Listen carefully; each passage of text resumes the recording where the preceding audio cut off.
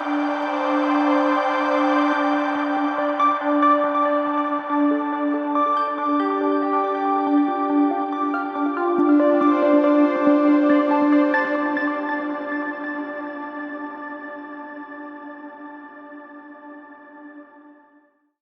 everyone. I'm CC Broaddus on behalf of the Auxiliary Gate podcast.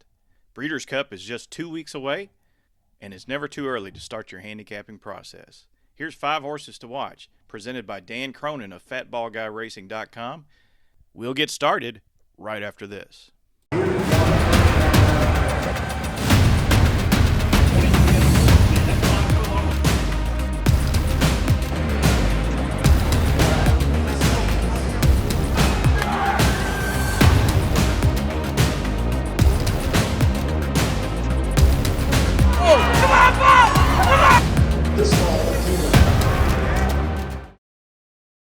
Hello, everybody. I'm CC Broaddus with the Auxiliary Gate podcast, and it's Breeders' Cup time here. And this year's Breeders' Cup, of course, being held at Del Mar Racetrack in beautiful San Diego, California. And very glad to be able to bring this to you today. And of course, Breeders' Cup, a special time of year. This is a time when, if you're a fan of the sport, if you're a gambler, if you got friends that have horses that are going to run in the race, or favorite jockeys, favorite trainers, whatever, it's the Super Bowl of horse racing, and it's kind of like a fan fest for all of us. I call it the second best weekend of the year behind Kentucky Derby. But I'm going to bring in now Dan Cronin of FatBallGuyRacing.com, and Dan, welcome in. I know you enjoy the weekend just as much as I do. Oh yeah, I mean, if you're not excited for this, something's wrong. This is what we live for. There's only a few really, really good betting days left in this country now, with horse racing, and Kentucky Oaks Derby are the best, and this is the second best. I agree. And you just got to be ready for it. This is the time of year that you got to get excited. There's 10 races Friday. And don't forget too, and the people out there that follow both of us know, we're also doing Churchill at the same time. So we've got 20 races on Friday and over 20 on Saturday that me and you are going to be firing at, and all our guys are going to be firing at. And they're just great cards at both places. And, the Breeders' Cup cards are just unbelievable. You have to take shots today. You just have to. Right now, I think you can see on our screen here. Now, bear with us. We're trying out new technology here, trying to produce these YouTube videos and whatnot. But I think on your screen right now, Dan, and you can verify that you can see the order of the races for Friday and Saturday. And one thing you got to note on Saturday, the Classic is going to be at 2:41 Pacific, 5:41 Eastern. It's going to be the 8th race on the card, and there's going to be 4 races following the Classic, which is just odd to me. That's, back in the old days, the Classic was the ultimate race. It was the get out race, and you rarely ran a race after it. But now it's going to be in the middle of the card just so they can fit it on NBC. Yeah, don't get me started on that, but it's to accommodate, being on the West Coast, which is ridiculous how much we've had the Breeders' Cup on the West Coast lately. But it is what it is. If you're going to have stuff on the West Coast, you're going to have to do things like this to get on television, or you're going to be running at 8 o'clock at night, right in the middle of the primetime football game. And that's not good either. So, we got to do what we got to do if we're going to run these races on the West Coast 4 out of 5 years, which now the Belmont's getting built. We've got Churchill, we've got Keeneland, we've got Gulfstream, we've got other options too. I see no reason why we have to keep running to the West Coast 4 out of every 5 years to run the Breeders' Cup. But if we do, this is what we're going to be dealing with. Now, I've posted the post times and the wagering menu for Friday. We'll talk about Saturday a little bit later, but here's Friday's wagering menu. Do you see anything in here that stands out? I see an all turf pick 3 that's just probably going to be impossible, but in a late pick 5 and an early pick 5, it looks like anything that catches your fancy. No, just, if you don't want to play those West Coast races, that are not involved in the Breeders' Cup, you can relax till 2:45 in the afternoon, and really start zeroing in on that late pick five, because the Friday late pick five is a great pick five, because of those five races, depending on if Aiden O'Brien brings his superstar or not to the turf, there's really no absolute singles in any of those races or gimmies, unless that I think her name's what, Victory Road. If that horse comes, then you probably got a single. But if that one doesn't come, then you got five wide open races, which is great for a pick five. The times over there on the left hand side, those are Pacific times. So the first leg of that late pick five, the first actual Breeders' Cup race, will be 5:45 p.m. Eastern, and then the last race goes off at 8:25. So it's going to be a long night. But it is Breeders' Cup, so let's. Oh yeah, I forgot about that. It's 5:45 here. So you can heck, you could probably bet the whole Churchill card. Unless Right. Well, unless I they're think I gonna was run at at night. Churchill one year when it was at Santa Anita, and I watched the final race, the final Breeders' Cup race, and it was dark at Churchill when I left. So yeah, that's it's gonna be a long day for sure. Yeah. All right, so let's talk about some horses here. The title of this is Five Horses to Watch for the Breeders' Cup, and now we're not necessarily picking these horses yet, but obviously post positions have to be drawn on Monday, I believe. So Right. this is just five horses we want to keep an eye on. These might be horses that we want to key in horizontal wagers, pick fives, pick fours, pick threes, maybe horses that you want to use underneath, or maybe keys and trifectas, superfectas, whatever is your fancy. But Dan, why don't you lead it off, and I'll get everything set up here. All right. So first of all, we've got the first race of the Friday Breeders' Cup at 5:45 Eastern is the Juvenile Sprint. And a lot of times with this Juvenile Sprint, there'll be a Wesley Ward in here that's even money, like a Golden Power or something. And we're like, great. Who the heck wants to bet this race? But I think we've got one, again, depending on where he draws, that could be better than this group. And when I saw David Aragorn's morning line this morning, I almost fell out of my chair. I hope that Menti goes off somewhere near 15-1. If this horse goes off 15-1, I have to wager, and I'm going to wager big on him if he's 15-1. But let's just go through Mente for a second. First of all, first start back in June, he was hyped. Everybody was talking about him. Rapoli, Pletcher, A City of Light, Nonabella Baby, fast, jumped out of the gate. A 2-year-old went 44 and change, was 5 in front, and Johnny V wrapped him up, and he almost got him beat. He only win by a nose. And I remember everybody watching that was like, wow, did he get hurt? Did he just pull him up? What happened? So he didn't run from June all the way to the hopeful. I mean, that's a really big ask of a 2-year-old to not run for 2.5 months and then go from 5 furlongs to 7 furlongs against all these horses that just won at Saratoga. He's in against Ferocious. He's in against Chancer McPatrick. I mean, that was a big, big time field in the hopeful. And he was on the pace, ran a solid race to the middle of the turn. He was bobbing heads onto the lead as they turned for home, and then he faded. He figured to fade. The race melted down. Chancer McPatrick came from dead last, and the 1 and 2 place finishers in there that I just mentioned, Chancer McPatrick and Ferocious, are 2 of the 4 favorites in the juvenile race on Breeders' Cup card. So that was a big time race.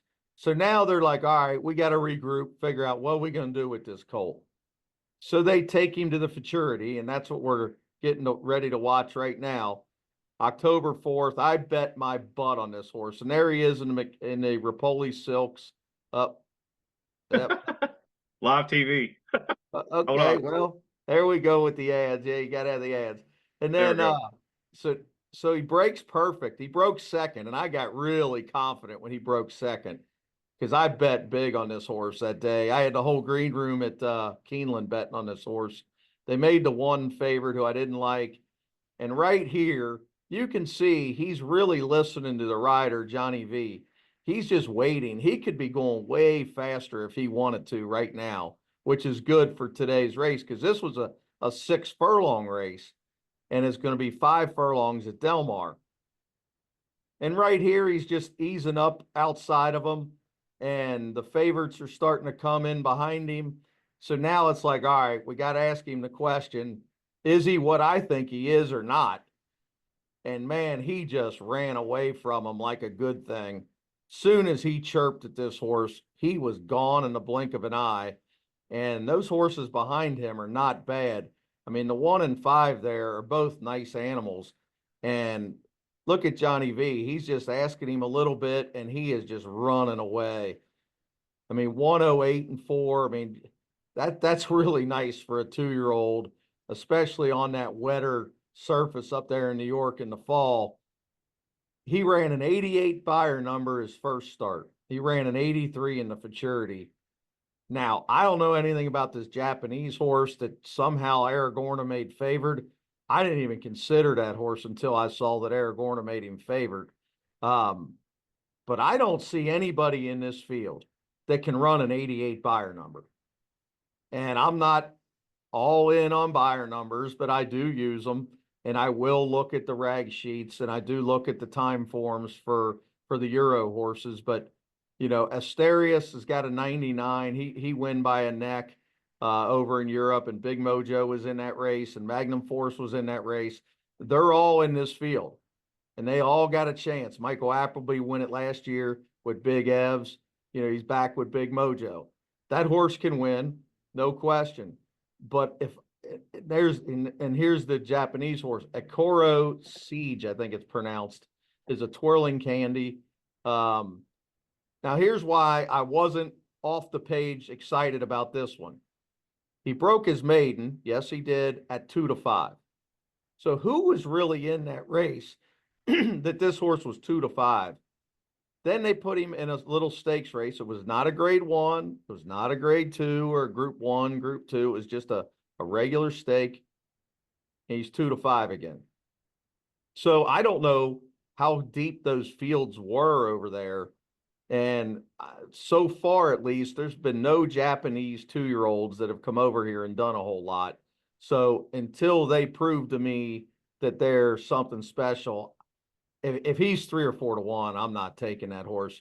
And if I get 15 to 1 on Mente, I have to take it because the horse don't need the lead. He can stalk and he can really finish. And I don't think they've got to the bottom of how good he is yet. And I'm not so sure turf is his game or not yet, but he sure looked like it last time. And 15 to 1 just jumps off the page to me, CC. Minty is a full brother to Fierceness, I think. City of Mm-hmm. Light out of Nona Bella. It was a really nice mare for Mike Rapoli. Let's turn our attentions to the Juvenile Fillies, the Net Jets Breeders' Cup Juvenile Fillies, and another interesting race. Let me share the screen here. Let's see. Yeah, should have the entries on the screen right now. And a filly that you like in here, Scottish Lassie. Tell us about Scottish Lassie for Jorge Abreu. Yeah, this is one that, we talk about sometimes the information's right, sometimes the information's wrong, but all you can do is do your homework, dig and dig and dig and try to get the right horses. So at Saratoga, every human being was telling me that Snow White of Danny Gargan was a superstar. Well, then I'm watching the workouts in the mornings, and this Scottish Lassie comes running by, and I'm like, oh my, hold on a second. So I start making some calls, and I find out that Abreu does like this filly a lot. And I keep watching, the workouts and stuff, and I'm like, this Scottish Lassie might be something special. So the first start gets left in the gate a little bit, gets rushed up. Really rode this one weird. Took her from the rail because she broke from the 2-hole, took her all the way out into the 5 path on the backside with this snug hold like he knew he had something special. And then they turned for home and she eased up next to Snow White like she was going to go by for sure. And she just dead stopped. And then Quick Kick, who's a nice horse, came running by them both at the end. And 7 furlongs is a tough distance to debut at anyway. So I really paid attention to this horse for the next month. And I watched 1, 2, 3 works, and all 3 works got better and better and better to where I said, man, where they go with her next, she's going to win. And then I saw her in the Frizette, and I went, oh, man, okay. You take her from a disappointing maiden race into the Frizette. So I started looking at the Frizette field, and I'm like, well, wait a minute. They're all basically the same horses. And I think she is the 5 in here in the purple, if I remember right. Yeah, the white and purple, the 5 horse. So again, we're getting 6 or 7 to 1 on this horse. We bet with both hands, star play, everybody screaming and yelling. When she broke like this, and again, look at Lescano, he is just sitting with his hands down, like he's got a good thing. Social Fortress is a nice animal, took the lead. Pondering was a really hyped Walsh horse. And then Snow White was in that race too. So I wasn't positive the horse was going to win, but I was getting 6 to 1. I knew about everything that they knew about the horse. So I'm like, okay, I think this horse could be anything. And when she ranged up on the turn here in the purple and white, I got really, really excited. And as you can see, as she's turning for home, he's got an absolute handful on this horse to where it was just a matter of how far she was going to win. I mean, he's looking around, he's looking over his shoulder, he's looking through his legs, and then boom, he asked her, and she's gone.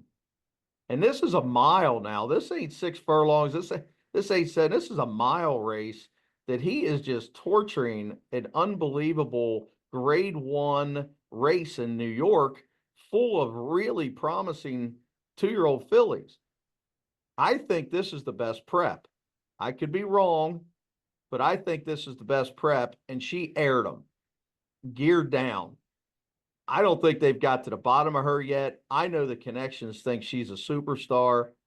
And when I go up and down this field, Quick Kick is in the race, who came out of that maiden race at Saratoga, went to the Alcibiades, lost by a length to Immersive. Immersive is a Brad Cox horse. Here's the problem with Immersive. You're going to get 2 or 3 to 1. She's undefeated, but her numbers are just not that good. I mean, she's 68, 83, 80. That's okay for a filly, but you're not winning the Breeders' Cup running an 80 buyer number. It's just not happening. If you can't run in at least the mid 90s, you're not going to win this race. So Immersive has to get way faster to win. And I don't want a 2 to 1 shot that has to get way faster to win. American Bikini, again, another Japan horse. She's good. We don't know how good. Who's she facing over there? I mean, she wasn't favorite last time, so I'll give her that. Maybe the field was pretty good. So American Bikini, I think, is a player in there. Non-compliant for Baffert, 80, 81, 82s right in there. Is she fast enough to win? She's going to have to get way faster. The only horse in this field that does not have to get faster to win is Scottish Lassie. And 7 to 2, according to David Aragorna, I'll take 7 to 2. If she draws well, which I mean not in the parking lot, somewhere in that 1 through 6, 7, 8, I'm going to bet a lot of money on her. I don't know if I'm going to bet a ton if she draws the 10 or 12 hole or something. But again, it just depends on how many actually go. But when I'm looking at this field, she's one you got to zero in on and start really thinking hard about as you start evaluating, because she's going to stalk, which I like fillies, CC, that stalk or speed. I don't want fillies to come from way back. They just don't come from way back as much as colts do. I want fillies that stalk. I want the Torpedo Anna type fillies. You know, those kind of fillies are always way better than those dead closers. And I think Scottish Lassie's that perfect kind of filly that can stalk, can pounce, and does not need to lead. I think she's going to be a handful in this race. There is a Japanese filly in here. Actually, there's a bunch of Japanese horses on the card, which kind of makes this event really cool. On the flip side, it's really hard to handicap these Japanese horses. The last time the Breeders' Cup was held at Del Mar, there was two winners from Japan. One of them was an upset. Marshall Lorraine was a big price. There's a Japanese filly in here named American Bikini who has two wins from three starts. She's got an American pedigree. She's by American Pharaoh, who's not his progeny's not been known for dirt success, but the Mare has produced a couple of nice winners in this country. How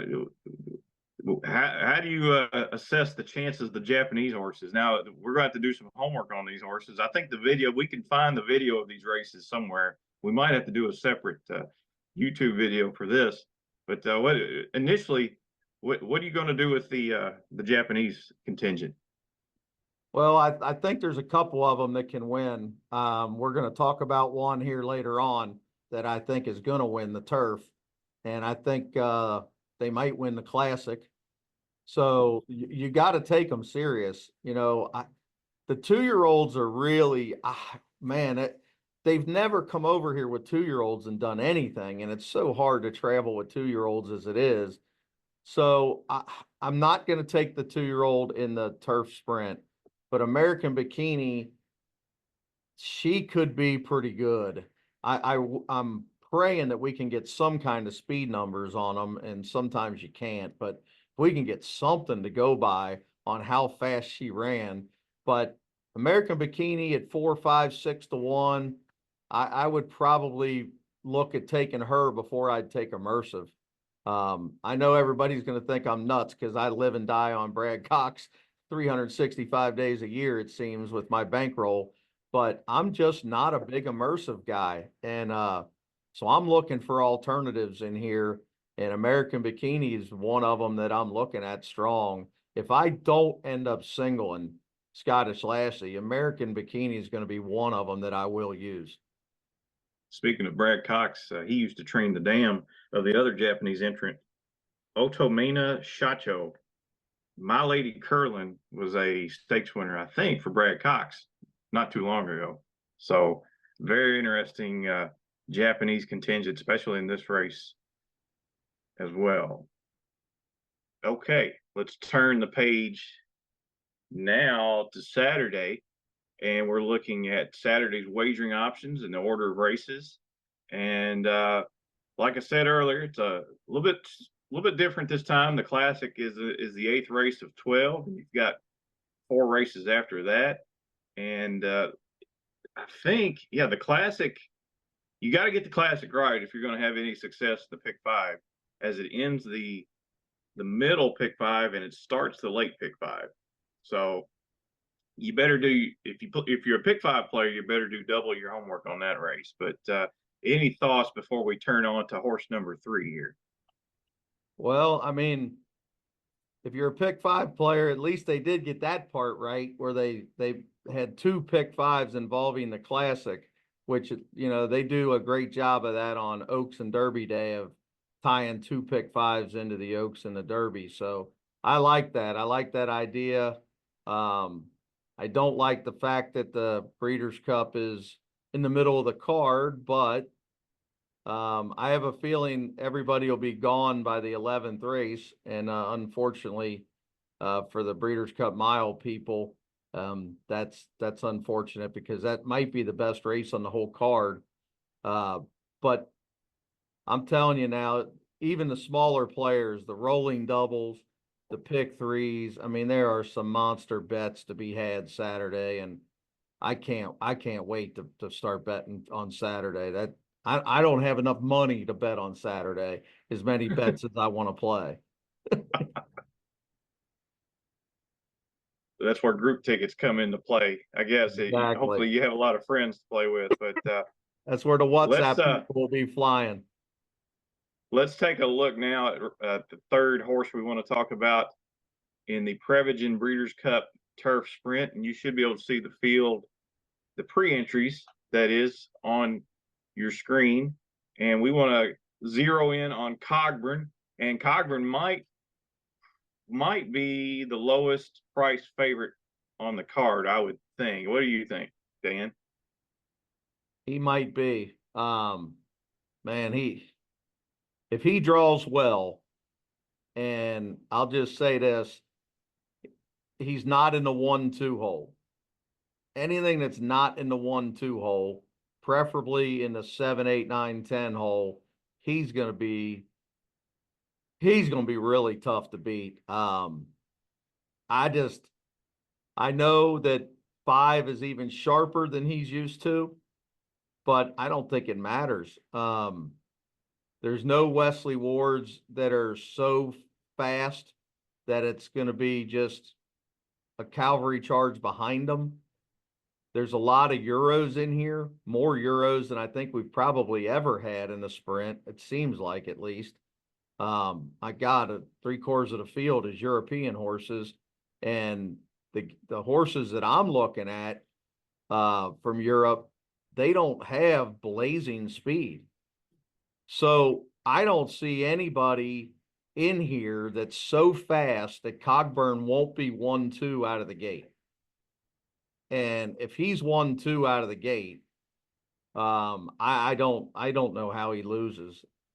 He's not going to be a big price, but you're going to get Irad for Steve Asmussen. He's nice and fresh coming in. We're watching the Jaipur here at Saratoga from back in June when he caught a flyer and went 21-1, 43 flat, and was in front. So when people say, well, it might be too sharp for him, well, how much faster can they go than 43 flat? And he's in front. So barring missing the break, I just don't know. If he makes the lead, they have no chance to beat him. The only way they can beat him is if he gets out bad or ends up 4th or 5th and has a lot of work to do turning for home. But you can see this is just a canter against a really nice field. And this is really before everybody believed, because when he won on Oaks Derby card, he went off 8-1. And we knew he was a pretty good sprinter, but we didn't really know that he won at turf, even though he had won some races on the turf. But this was like his coming out party that, okay, he might be the best sprinter in the country. And if he pops a 114 at him again, good luck to all of them. He loves to win. He doesn't have to have the lead. Now, the only way I can see making money on this race, other than if you're betting pick fives or something, is take the Euros behind him. And not necessarily the 3-1 Bradsill, who's going to be tough. He's the other horse, but a horse like Believing is going to come from downtown. He's going to come from way out of it, and he's going to be absolutely rolling at the end. And that's hurt him a little bit in Europe. He's run behind Big Evs and Bradsell now 1, 2, 3, 4 straight times he's been 2nd and 3rd. But that's perfect for exact and try players because he's going to be a little bit of a price. Let's see what David made him on the line. He's 8-1 on the morning line, and I think that's probably about where he's going to go. Now, I think David might have had a little too many glasses of wine when he made Motorius 6-1, the California horse. That horse should be 60-1, but Bradsell's going to be 3 or 4-1. Believing's going to be about 8-1. Big Evs is going to be about 10-1. Now this Graham Motion horse that I have no idea how to pronounce the name. Try to help me here. Issa Guvunagu. Just go with the South African horse. Right. That's exactly right. But that's another one that's going to come running late. and going to be a big price. So I'm a firm believer in races like this. If you think the favorite can't lose, just bet exactas or tries with them. Don't try to beat them and throw your money in the garbage. That's the one thing about the Breeders' Cup. There's going to be some favorites that get beat. There's going to be some favorites that win. And you just got to pick the right ones when you single and when you when you bet the exactas, and then you got to beat the right ones. And that's how you have a successful day, especially on Breeders' Cup Day.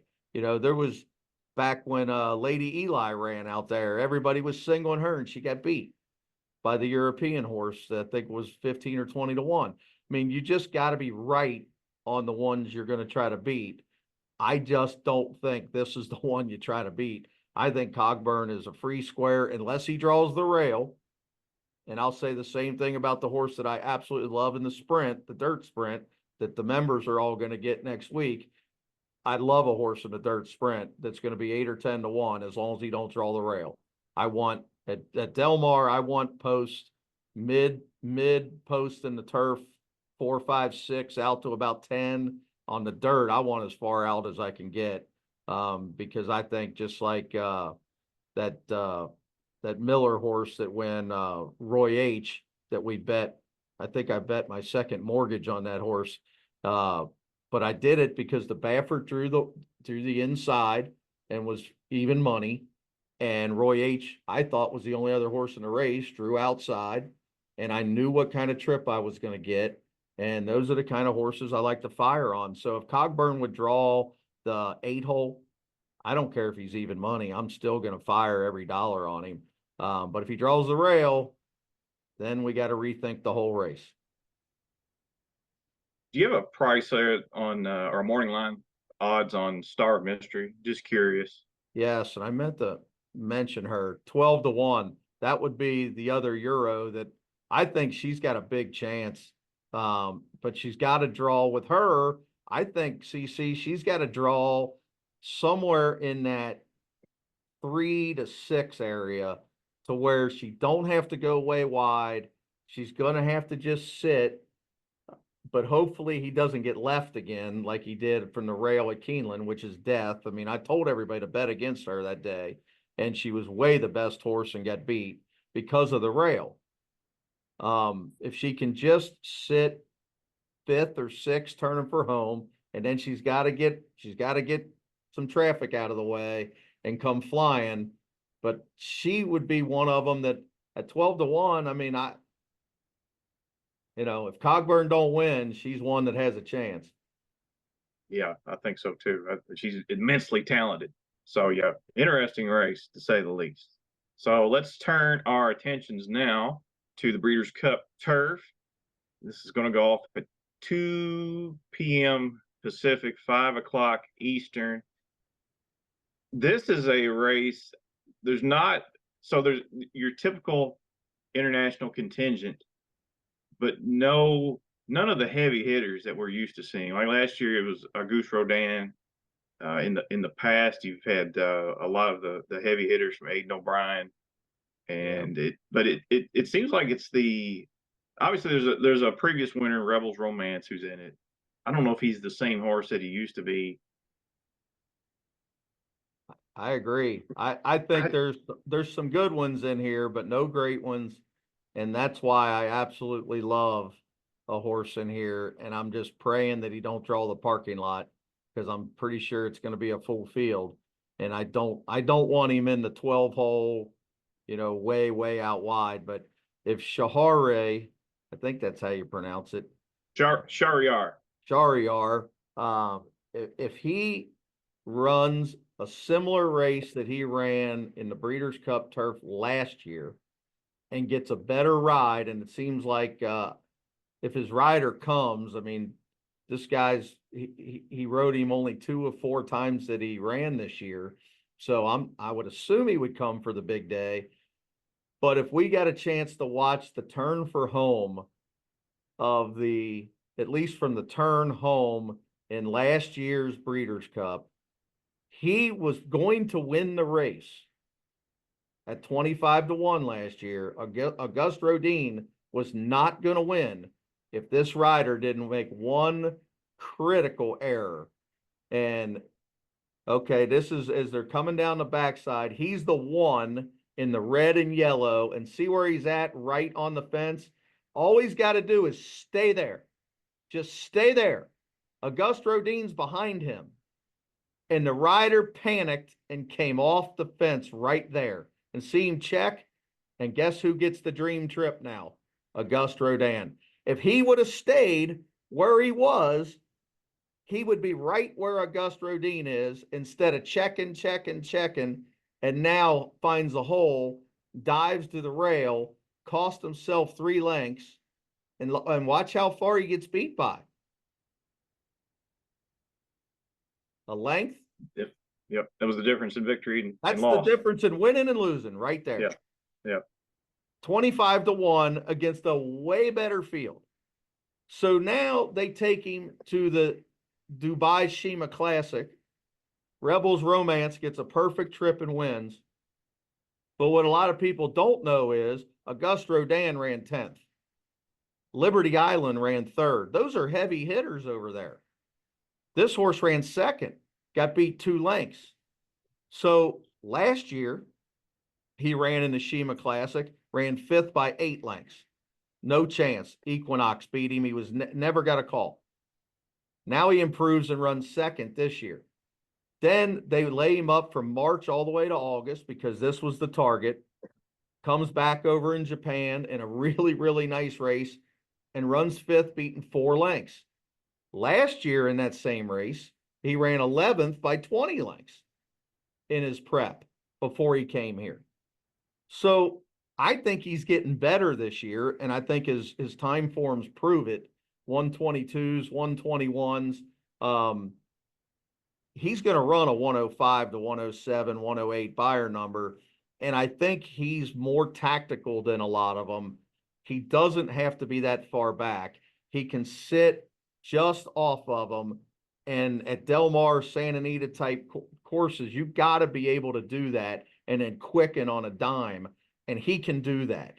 And I think the morning line 6-1, and there's really no heavy hitters in here. Rebels Romance only beat him in Dubai because Rebels Romance, we know him from coming from way back here a couple times when he won the Breeders' Cup and when he had that horrible spill. He usually comes from way back in the United States. Well, over in Dubai, he broke 2nd in that race. And he jogged around right behind the pace setter the whole way. So when the real running began, he was already 2 lengths in front of our horse. Well, it ain't going to probably be like that today in the Breeders' Cup. I think this horse from Japan is going to break 3rd, 4th, or 5th. If we get a good post again, not a parking lot post, we got to get that anywhere from 1 to 5 or 6 to where he can go. He can sit on that fence, 1-2 path, and get ready when they turn for home to explode. I think 6-1's a hell of a price on this horse, and I got my fingers crossed because he could be a single on Saturday for me and a lot of tickets. I'm just praying that he draws a good post because I think they're going to bet on this Brian Meehan horse, the 3-year-old Jarabe. And he looks good. He's never JRB. been I think it's JRB is how they pronounce it. JRB. Yes. He's never been a mile and a half. He's never been in a grade 1. He's never faced anything near what he's going to face. Could he win? Yeah. I mean, this trainer's been very successful. If I believe I'm right on this, was it Red Rocks Brian Meehan trained? And that's off the top of my head. But I know he's had some success in the Breeders' Cup. And so this horse has got a big chance. And I know 3-year-olds have won it the last 2 years. I don't really get into that stat much, but the Aidan O'Brien horses in here I didn't really like. I would have liked the filly that we're going to talk about next if she would have ran in here, but she's going to go in the filly and Mare Turf. But Content, I think, is going to go in the filly and Mare Turf too for Aidan O'Brien. So that'll even lighten the field even more. Continuous. I mean, every time he's tried a grade 1 over there, he hasn't run a step. And there is not one American in here that I would even. I mean, Far Bridge is okay. I mean, I don't. I mean, can you get excited about Golden Phoenix or Grand Sonata No, in the Breeders' Cup?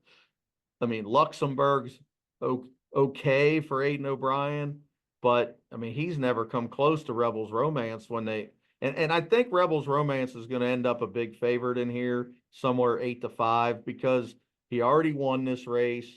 A lot of people that handicap 1 day or 2 days a year is going to look at his form and see 1, 1, 1, 1, third one, and they're going to say, "Oh man, he is on a roll lately, bud. He is really firing." So I think that's what's going to happen is they're going to see all those ones and say, "Well, Rebel Romance is better than he's ever been, and he's going to end up 8-5." And I think I'll take 6-1 all day on this Japan horse because Japan racing is so good right now. I think they're going to win a race or two at least. And I think this is one that you got to put a star next to and say, if we get 5 or 6-1, it might be, and again, post positions and who's all going to run, but this might be the one that to fire on. would be a great single for sure. Let's turn the page. We're going to talk about the last runner of our quintet, and this is in the Maker's Mark Breeders' Cup Filly and Mare Turf. You've already alluded to her. She's cross-entered in the turf. Talking about none other than Emily Upjohn for John Gosden, who's had quite a bit of Breeders' Cup success in the past. Yeah, hasn't he? I mean, it's hard to even get past the John Gosden. Every time I see him, I have to stop and freeze for a second. And I actually saw her as I first started to read in the turf and was making all these notes. I was like, man, she's got a big chance. And then I was like, whoa, wait a minute. Her first preference is the Filly and Mare Turf. So then I went to, okay, why would they shorten her up? Well, it's not really that short. And that's what Chad Brown's complaining about is, the distance of this race is further than most Breeders' Cups. And I guess it's because of the whole setup out there versus Keeneland or Churchill. A mile and 3/8 is almost a mile and a half. So, a lot of fillies over here never go that far. And that was the problem for Chad on why he don't even have a horse in here, which is shocking to me that, but I've been saying it for a year. His overseas contingents over the last year to 2 years that he's been buying and bringing over here have just not been as good as the past. So this race is deep. This race is very good. But Emily Upjohn, you're going to see right here running third. And she's in the pink on the outside in pink. This is the Prix Vermille, the Group 1 in France with Blue Stocking, who wins, who is a really, really nice mare. And you Won the can, Arc de Triomphe. yeah, Next start. yeah. So you can see how there she comes. I mean, she only got beat a length and was gaining with every stride and doesn't even like that soft turf. She really likes the firmer to good type turfs, is at least what the trainer said, and that's why he's coming here. And back in the Coronation Cup a couple years ago at Epsom, she caught, from what he told the media, caught a really firm turf that day. And she beat Westover and win a really nice race. So she's all grade ones over there. Everything's grade one all the way through her chart, which is really rare for any horse, let alone a mare. She's taken on the boys several times. And now she's with the fillies. She's class. The distance is not going to bother her. The only way she gets beat, CC, the way I see this is if she gets way too far back and that wire comes up too fast and she's charging at the end and she can't get there. But I've got 3-1 on the morning line. I wish I could get a little bit more, but there's not a whole lot of depth in here other than other Euros. There's, again, the Americans are just subpar. compared to the Euros. And then the one Euro I did want to talk about for a second, because I saw the morning line and was like, did I miss something? Cinderella's Dream, who came over here for Appleby and win the Belmont Oaks and then win the Saratoga Oaks, win them both as easy as you could win. 15-1. I can't imagine she's 15-1. I mean, 6-1, maybe 8-1, but 15-1. I think he missed that one. So if she's 15-1, I got to use her in pick fives and stuff. But again, we're trying to zero in on who could we possibly single before these post position draws come out as we gather our thoughts for the pick fives and pick fours. And I think old Emily Upjohn is one that you really got to think about. And it's more to, I look at the other Euros and I think she's the best Euro. And I mean, Aiden O'Brien's got a few in here, but they're 3-year-old fillies. And I don't think the 3-year-old fillies are ready to take on this older, more seasoned, grade 1 5-year-old mare. I think she's going to run a big race. We're recording this on Thursday morning, and there's already a scratch in this race. It looks like Running Lion is out. I fancied her quite a bit. Looks like she's not coming now. There's a line drawn through her already, so kind of disappointing for me because I kind of liked her chances, I would think. But yeah, I agree. Emily Upjohn is going to be going to take a lot of beating in that filly mare turf. Dan, before we go, we have to talk about this classic. And I know you don't have a horse in here that you've wanted to include in your 5 to watch, but my goodness, this is a great race in my opinion. This is worth the price of admission. You've got, you've got the winner of the Whitney Arthur's Ride. You've got the Epsom Derby winner, City of Troy. You've got the runner-up in last year's Classic, Derma Sotogake, the Travers winner, Fierceness, the third-place finisher in the Derby, Kentucky Derby, Forever Young. Highland Falls won the Jockey Club Gold Cup impressively. Mix 2 won the Pacific Classic. Newgate is probably an outsider, and that's trained by Bob Baffert. Next is the top marathon horse in the country. Senor Buscador won either the Dubai World Cup or the Saudi Cup. I can't remember which race now. Sierra Leone was a top 3-year-old, finished third in the Travers, second in the Kentucky Derby. Skippy Longstocking will be another long shot, but he just won the Charlestown Classic, I think, right?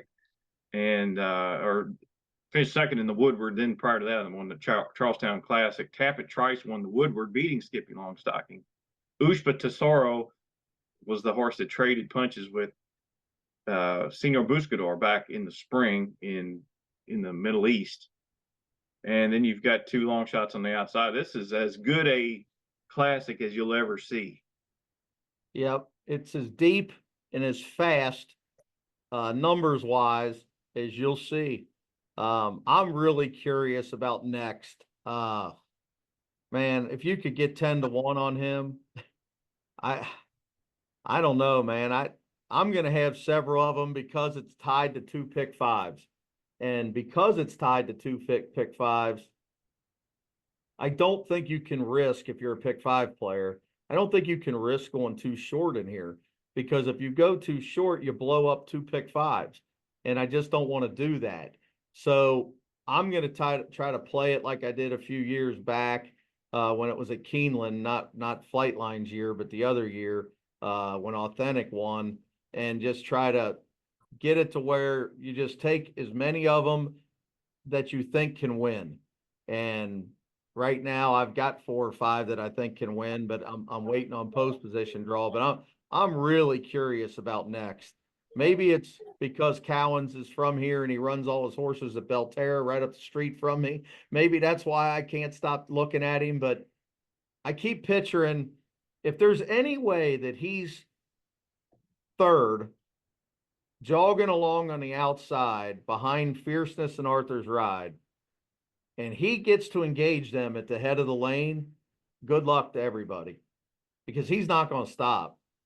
He can flat out run home. When you look at his times home, and his closing speed, it's very misleading because there's nobody near him. And maybe he can't do that with two other horses near him.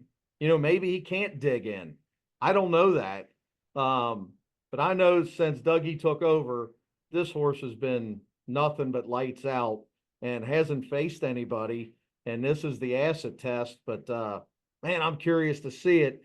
I want to see how good he is. I mean, is he just a marathoner that can't beat these horses? Or is he going to be right up there next to him? And when he just starts to run, they're all getting tired.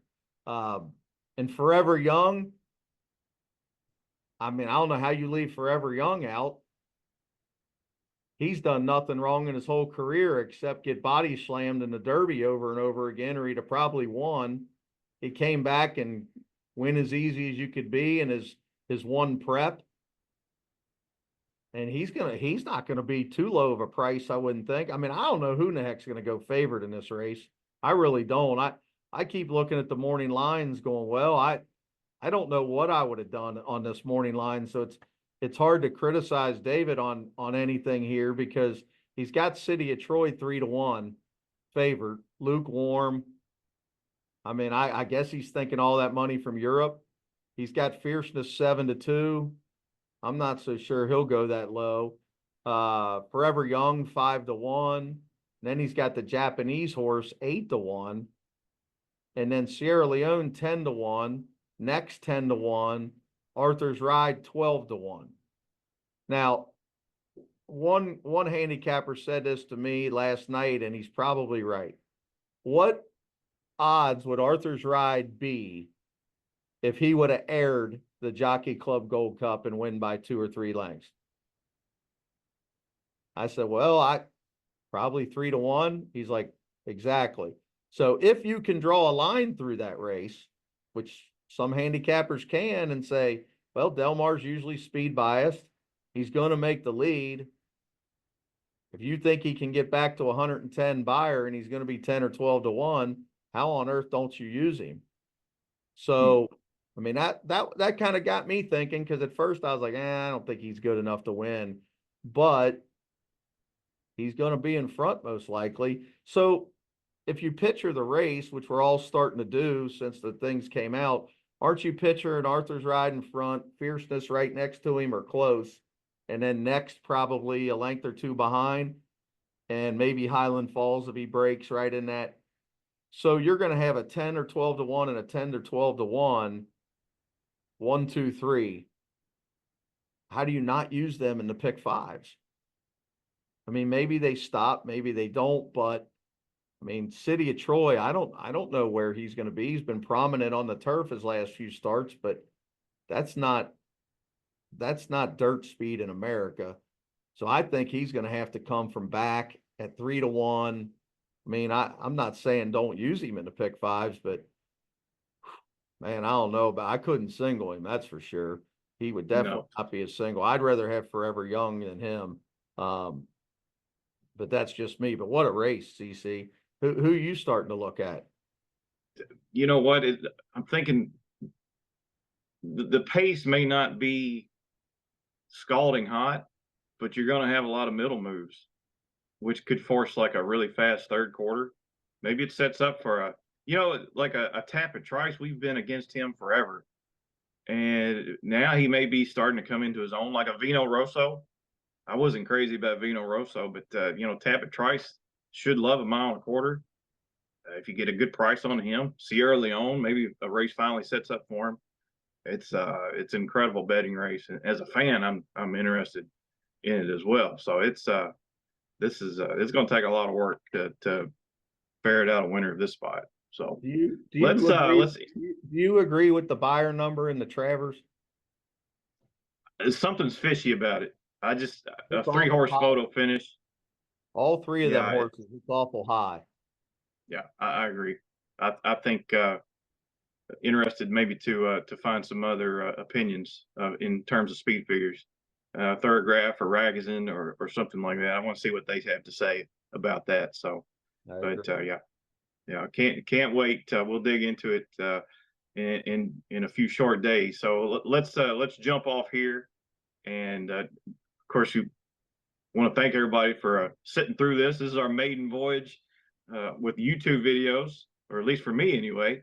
But I hope you somewhat enjoyed it. But we want to invite you to go to fatballguyracing.com, and Dan covers all the tracks in the country, and he'll have all kinds of Breeders' Cup coverage, and a big day at Churchill Downs on Sunday with the Stars of Tomorrow. He'll have as much information as he can get his hands on. And we want to invite you to listen to the Auxiliary Gate podcast.